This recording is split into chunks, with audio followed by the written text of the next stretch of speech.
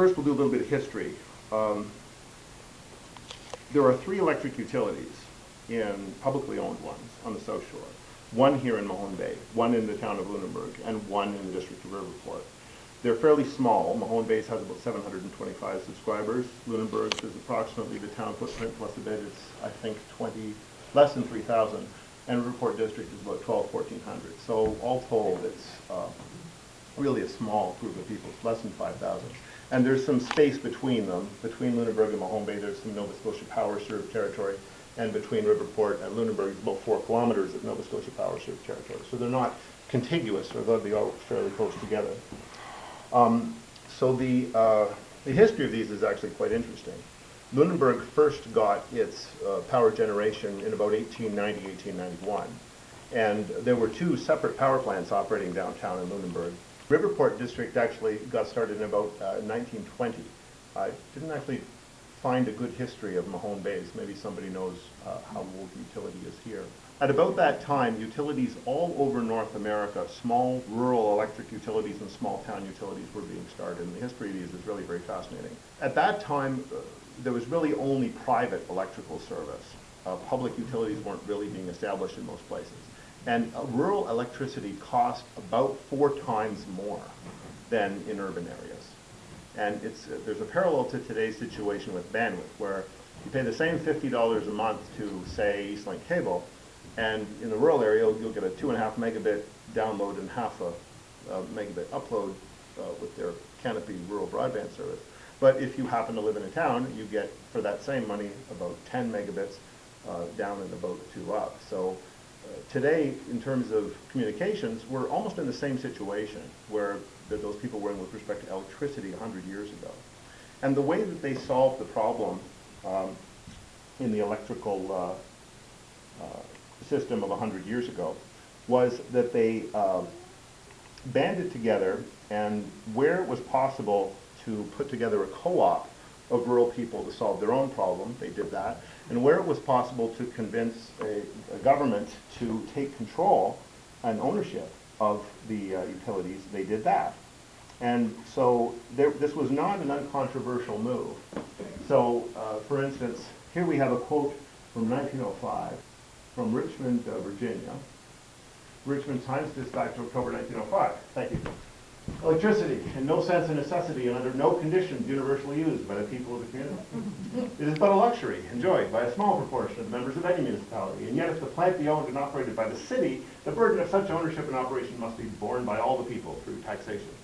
Which, early example of fear, uncertainty, and doubt spreading, it really has never been true that taxes have subsidized distribution. Now, electric light is not a necessity for every member of the community. It is not the business of anyone to see that I use electricity, gas, or oil in my house, or even that I use any form of artificial light at all. So that was an editorial in Richmond, Virginia in 1905. And there are still people who believe that government should not have anything to do with electric power distribution. And no doubt there have been from time to time opponents of the public utilities remaining in public hands, as they have in Mahone Bay and Lunenburg and Riverport, despite all odds. There are only 6 of these utilities actually left in Nova Scotia. The others are in Berwick, Antigonish, and Canso, and Canso is currently up for sale. Antigonish is the largest of these, still quite small, still less than, I think, 3,500 people. And Berwick is, well, not quite as large as Antigonish, is probably the most advanced of them, simply because Berwick is the only town in Nova Scotia that owns both its electric utility and its own fiber optic network. It's part of what's called the Valley Community Fiber Network. So the town owns the fiber that's strung between the poles in Berwick, at least part of it in the center of town. There are other small fiber optic networks in about a dozen Nova Scotia towns, and they're privately run but publicly owned. A company called Internetworking Atlantic has a contract to operate. So the towns don't actually have to have anybody on staff running these networks. They're run professionally by people who know network operations. And even though they're physically not connected to each other, they can still be remotely run. So that's what's going on in the rest of the province. Canso, when it lost its status as a town, its utility had no ability to expand, no real clear mandate to remain in the new district of Guysborough, part of Canso. Canso did not even retain village status. So the default really was that Canso's utility went up for private sale and sits for private sale today. The first one in about 15 years to be sold, to be offered for sale. Kentville sold its in 1997 to Nova Scotia Power.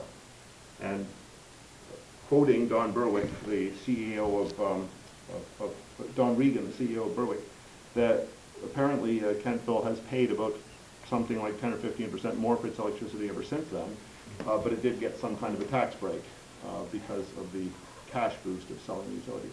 Most of the utilities today they're in very variable shape. Canso had a bit of a maintenance deficit in theirs. As I understand it, the ones on the South Shore are actually very well run and may actually be better run than most of the ones in Nova Scotia Power territory, so they may be an asset. But the future of these little utilities is very much in doubt because unlike most of North America, there really is no clear set of rules for how something like the Nova Scotia Power territory here between Lunenburg and Riverport could be acquired by either of them or go co-op if they didn't like their service. No real clear mandate to expand it, say, further up to the 103. If you actually had this whole area, it'd be almost 10,000 people. And then you'd have something with a little bit of scale. And so in the United States, in almost all states, there are rules for that, for acquiring privately owned territory, rules for valuation and so on, and also in most of Europe. Nova Scotia is actually very, very unusual in having both privately owned distributor in the form of Nova Scotia Power, controlling most of the province, but no rules whatsoever for the expansion or shrinking or even the sale of small public utilities. It actually really isn't clear that Canso can even sell its utility since it requires the permission, I think, of the cabinet to do so. So any buyer could be disallowed. It's a very, very ambiguous situation. Not clear how things should proceed in Canso, and it certainly puts all the future of all these little utilities in doubt. I know that some political figures, notably Andrew Young, the deputy leader of the opposition, have taken the position that we ought to have more rights for public utilities to expand or for town-owned ones to go co-op if the town no longer wants to run them, or options for people who are really poorly served, all of which exist in most of the United States. And those were hard-won rights. In the 1930s, there were plenty of people who didn't want any public ownership of power at all, and they were fought ferociously. And today, there are people who don't want any public ownership of broadband communications at all, and they are fought ferociously. There's a great battle in Tennessee right now about that, which I'll get to. Anyway, so this is our map. Just to clarify this, the Riverport territory doesn't include Felton South and doesn't include Indian Path, but includes the Lahave River up to here. It's kind of an odd shape, on all of Kingsburg. Town of Lunenburg is the town footprint in Mason's Beach and out this way towards Blue Rock. And the Mahone Bay is the town itself and a bit towards Mater's Cove. So there's a fair bit of NSP territory then is here and here. And once you're off the coastline, you're also in NSP distribution territory. Now all these utilities buy their power presently from Nova Scotia Power, but they need not do so. Now I mentioned the Valley Community Fibre Network.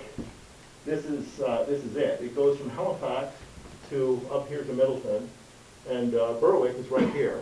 And had Kentville kept its utility in 1997, it would also own both its fiber optic network and its electric utility.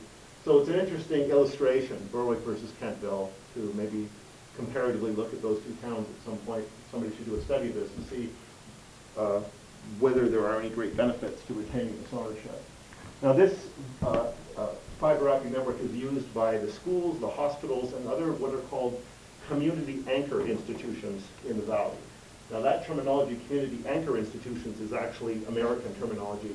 It's in the United States National Broadband Plan. Now the American commitment is that by the year 2020, every single community anchor institution, hospital, school, community center, post offices, I believe, major post offices are included, are supposed to be connected by gigabit wired fiber. That's 1 billion bits per second, 1,000 megabits to every single building. And every single one of those buildings will have fairly strong free Wi-Fi transmitters in every direction. That's every library, every post office, every school. You'll be able to go right up to them and pull in 300 megabits with a tablet or a device for free, and inside the building it'll be 1 gigabit. The first city that's actually realized all these goals is Chattanooga, Tennessee. And they've done it about 10 years early. But the entire United States, by 2020, that will be the state-of-the-art of public infrastructure. So from a private business point of view, this is the infrastructure your competitors are building if you are a business based in Nova Scotia or, say, New Brunswick. It's something the Valley is aware of, and maybe the rest of us aren't so aware of. Now, Mahone Bay, the electric utility, just has this nice little page up that tells you what it does. It's staffed by 2 power line technicians, and it deals with wiring permits and inspections within the town. And if you see a street light not working, you contact the town. There's 725 customers in the town and 25 near the town limit, maybe so. Now, there's nothing wrong with a utility that's run so well that this is all you need to know. That's a good thing. The Lunenburg one, there's a little more information. You find out the entire history of the Lunenburg utility, which is really interesting if you go to explore Lunenburg.ca/electricity. They give you the rate sheets and so on, a little more information on Mahone Bay. I think Mahone Bay could probably add these links. But they specifically tell you about the energy savings programs from Efficiency Nova Scotia, which are the same across the province, whether you're in Nova Scotia or public utility territory. So these are Energuide audits and things. These programs have all recently changed. They were suddenly cut by surprise in January. This was a bit of a nasty shock to a lot of people. And they have not been replaced in the current budget. So the federal government is no longer paying to do anything with refits to houses. The province still is. The province is actually being very aggressive about this.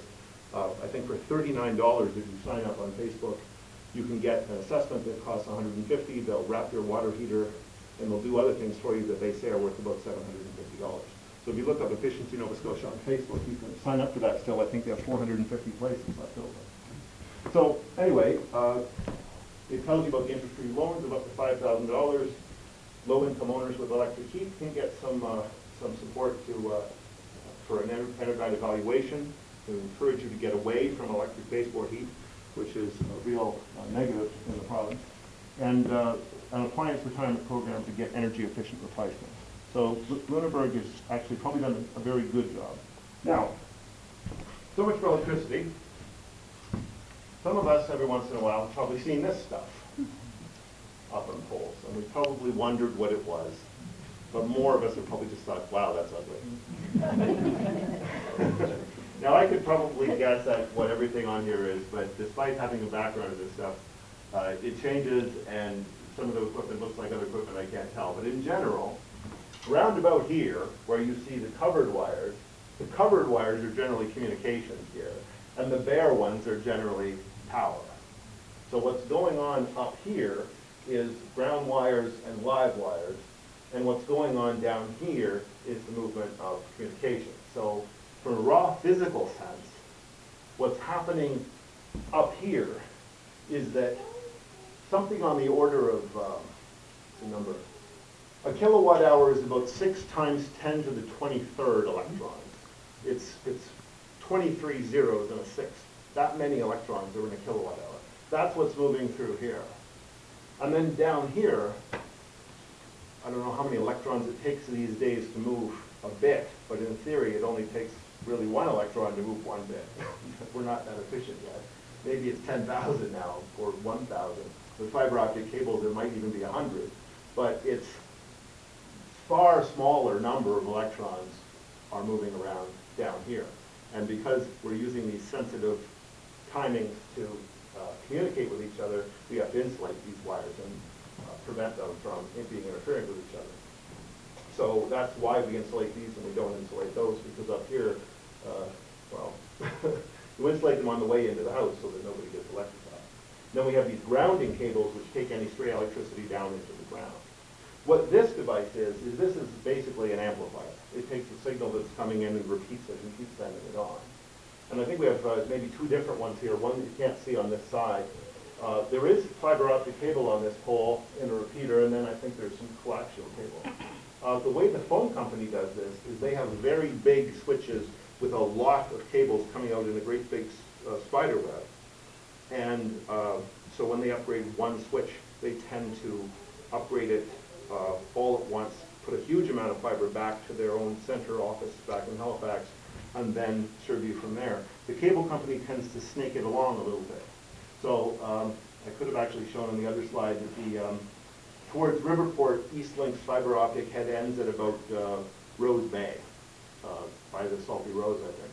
And I think it comes into Lunenburg as far as, Bells comes in as far as Green Street, I think. So they're always in the process of extending these things. On my side, on the West Lahave side, they come down as far as Dublin Shore, Eastlink, and then they continue with copper coaxial cable. So you can tell kind of what's going on by looking at these things, but it's important to know that what's up here really belongs to the power company, and so does the pole.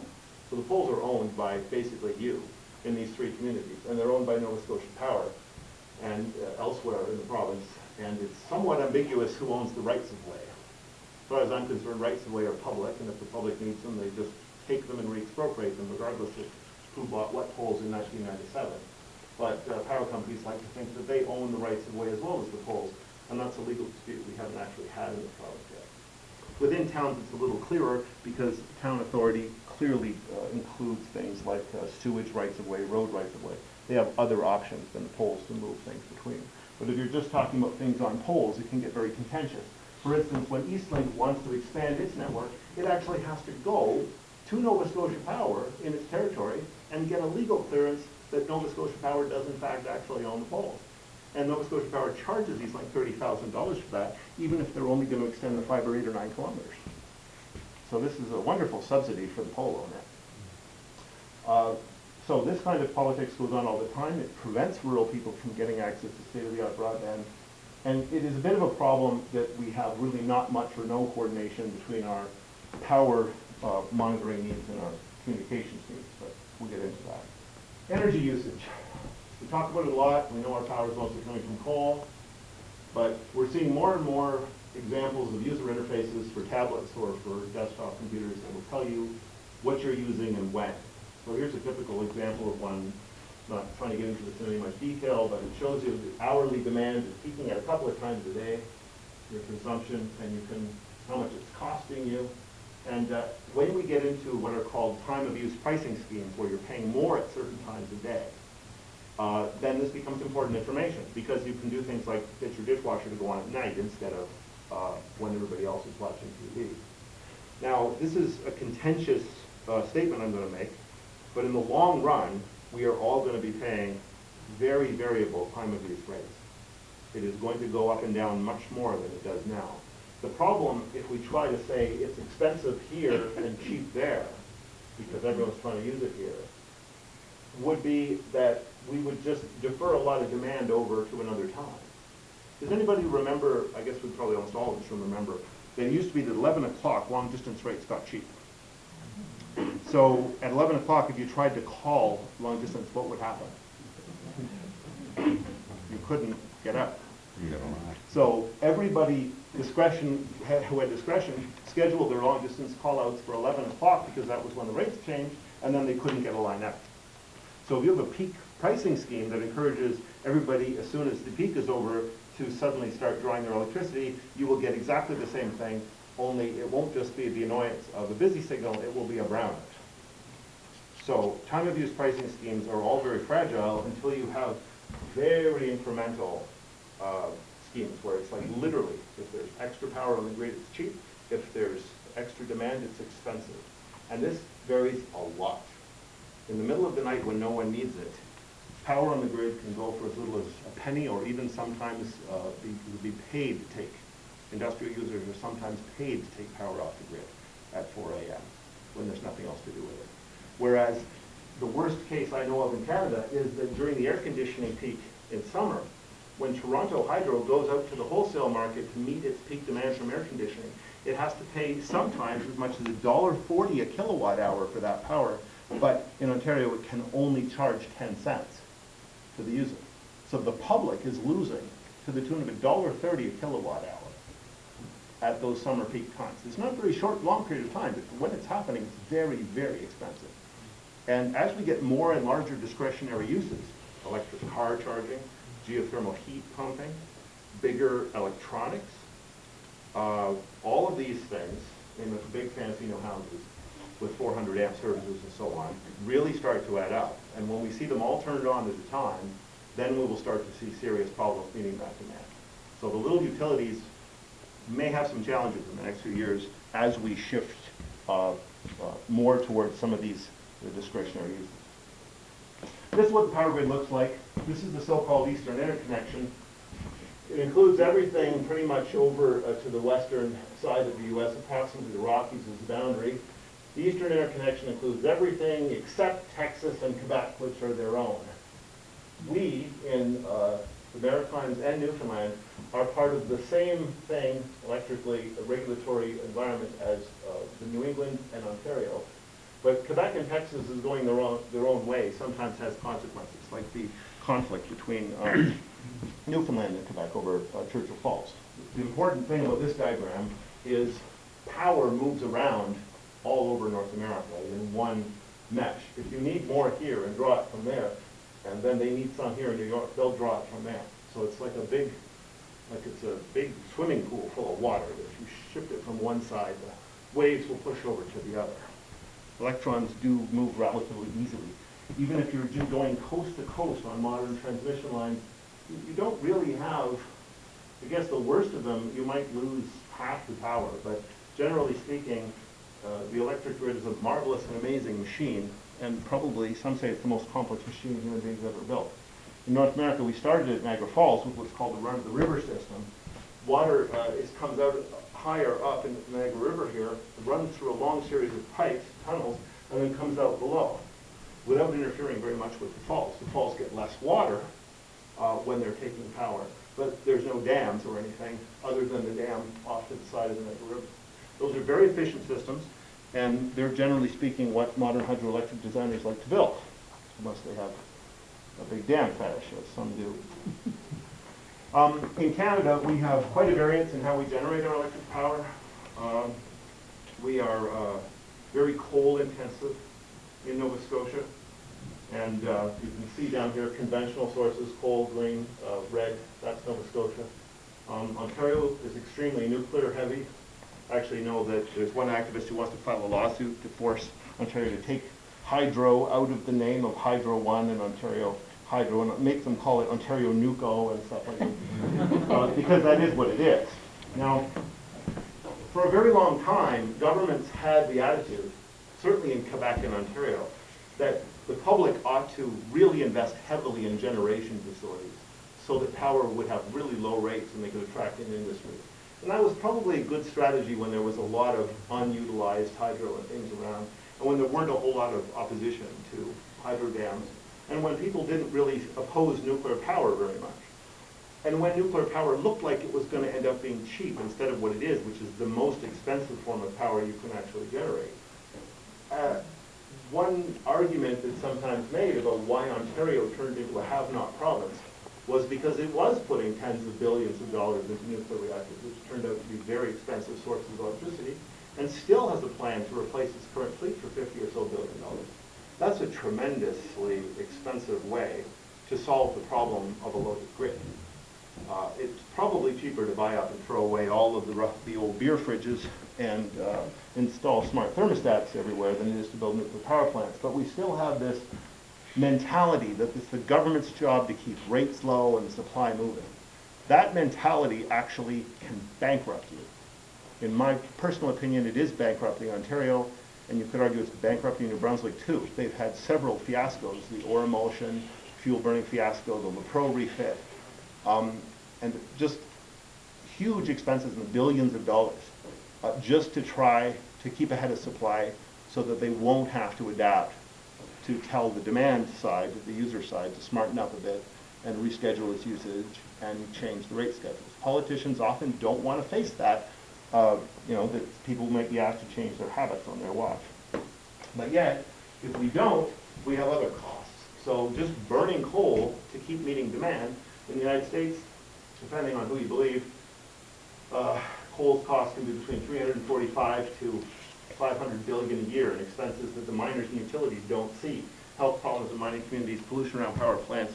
We're talking about things like acidification on buildings, acid rain types of problems. I mean, this doesn't even get into the carbon effects of ocean acidification and climate change. So this is tremendous. If you actually put these costs onto coal, what's called full cost accounting, coal would cost 3 times as much as it does now. It would be very uncompetitive fuel, and your electricity would cost more. And at that point, we'd start to think that small hydro and geothermal was a real bargain. But we don't have that full cost accounting. We still have powerful lobbies trying to keep coal cheap, and we are paying for that in our health system and in our insurance system and in many other ways, according to Harvard University. So, people want to just replace one supply with another, get rid of the coal, put in the wind. Here's the problem with that. Wind only goes so far, and it only is blowing sometimes, and you get these wide variances. You can't quite read these things, but depending on the wind speed, the amount of generating capacity can be huge. During Hurricane Irene, 20% of Nova Scotia's power was coming from wind. The turbines actually took that hurricane and turned it into power. Very few of them had to shut down. It was really surprising that they were able to keep generating through that. They were supposed to shut down in too high winds, but Irene wasn't too high. But you get a few events like that, and then you get some walls. So what do you do about that? And this is a big problem because the nuclear plant is very steady, what's called baseload power. The coal plant is on demand. You can shove in more if you're expecting the demand. And hydropower is very stable. But the new forms, wind and solar in particular, are very intermittent, we call them. So if you tried to really do everything you could do in your house to save power, it would end up having a schematic diagram something like this. This was actually my attempt at drawing the schematic diagram of a friend's off-grid house and then adding in all of the things in their computer network, their routers and their cable TV, and then figuring out which their phones, the communication systems, and the security system, and then getting into the... If you actually draw what's in your house, it's probably almost as complex, but there's no one place that you get to see all that complexity. We have several different unconnected systems. The so-called smart home is about taking systems we already have, like our smart thermostat. If we're off-grid, we have batteries, our home LAN network, and our security camera system and our cordless phones, and really kind of having them all centrally controlled, which gives some privacy and complexity problems, but we maybe already have some of those problems. There are some great advantages to doing it. You can reschedule when a device comes on, you can avoid your high peak use pricing. If you actually had control over your network, you could maybe restrict certain types of usage you don't want your teenagers to do. You could be, your seniors could actually be safer if the I've fallen and I can't get up monitors actually worked.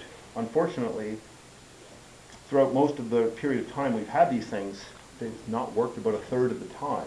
They're notoriously unreliable at making that phone call.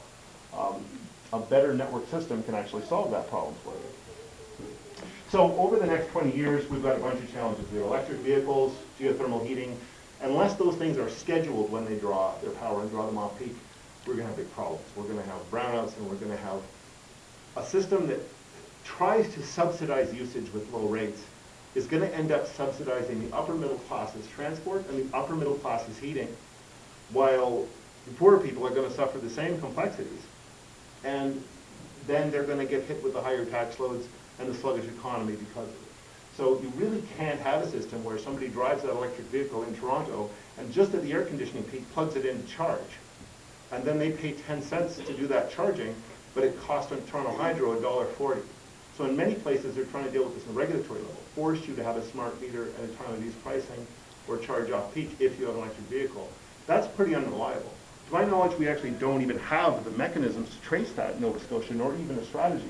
Another problem is electric vehicles don't pay fuel taxes. They charge up with subsidized electricity, but they don't pay for the roads. So that's maybe a good reason to buy one, but it's not a long-term strategy. And then our generators, on the other hand, are becoming, these intermittent ones, solar and wind farms. And then we have maybe some insurance challenges and changes we already know about. We have, in addition to weird weather, wood combustion is your primary heat. Some of you maybe had this argument with your insurance company, that unless you have an electric backup, they won't insure you, so some people are forced to put electrical baseboard into their house. I actually had that problem. That as we get an aging population, ubiquitous medical monitors that actually work are really pretty important because we want that signal to go to the hospital or fire department right away. And we have a lot of cellular and Wi-Fi dead zones where you just can't get a signal out here because of our terrain and because the towers are placed more inland. Well, that's dangerous. In our weather, you go off the road and you can't call anybody. That's really going to start affecting things like your insurance rates and your emergency services in the future. And as a real estate demand and population change, you have utility costs and services start to drive all real estate prices. There's